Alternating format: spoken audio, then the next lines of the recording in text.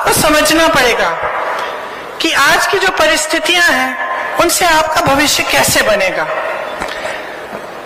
OPS की आपने बात की, अब जो कर्मचारी है 20-20 साल काम करता है, उसकी क्या उम्मीद होती है। और सरकारी नौकरी, मुझे याद है बचपन में भी जब मैं छोटी थी तो मुझे याद है कि बहुत लोग आते थे कि सरकारी नौकरी किसी तरह से इंदिरा जी से कह दीजिए, पिताजी से कह दीजिए, किसी तरह से हमारी लग जाए तो हमारा जीवन बन जाएगा। किस लिए कहते थे ये बात? क्योंकि नौकरी करने के बाद 20-20 साल नौकरी करने के बाद पेंशन तो ठीक ढंग का मिलता था, उसकी सुरक्षा होती थी। आज जितनी भी ये पुलिसकर्मी हैं, जितने यहाँ तैनात हैं, क्या किसी को पुराना पेंशन नहीं मिल सकता?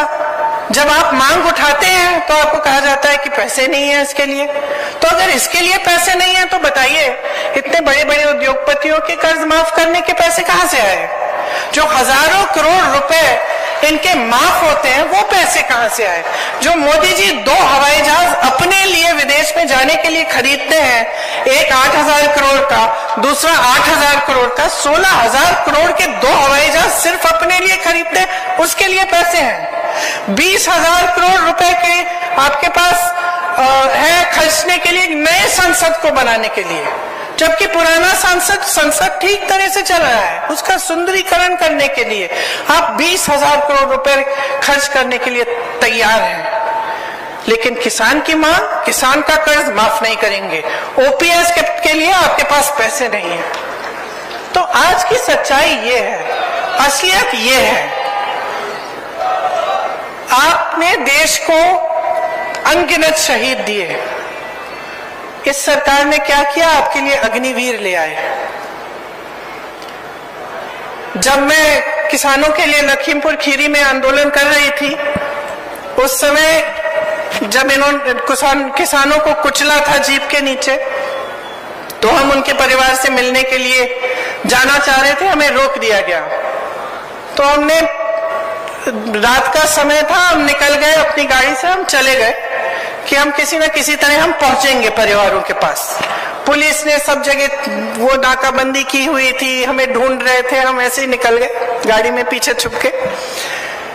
4 बजे रात को हम एकदम एक दूर एक गांव में थे, कुछ नहीं था वहां, बिजली नहीं थी, कुछ नहीं था, और हम इंतजार कर रहे थे कि हमारे कुछ साथी जाके देखें कि पुलिस कार खड़ी है। हम दूसरी तरफ से निकले तो मैंने देखा कि कम से कम 30-40 बच्चे 3:30 बजे सुबह सड़क पे आ गए।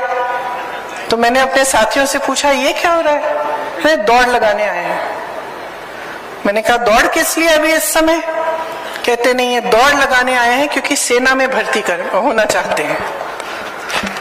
तो मैंने खुद अपनी आंखों से देखा है कि यूपी के गांव-गांव में, हरियाणा के गांव-गांव में, राजस्थान के गांव-गांव में ये एक उम्मीद है नौजवानों में कि हम सेना में भर्ती होंगे, हमारा जीवन बनेगा, हमें अच्छी नौकरी मिलेगी और हम देश के लिए शहीद हो सकते हैं। और ये आशा, ये उम्मीद अपने दिल में रखते हैं कि हम देश की रक्षा करेंगे, हम देश की सुरक्षा करेंगे। बदले में क्या मिला?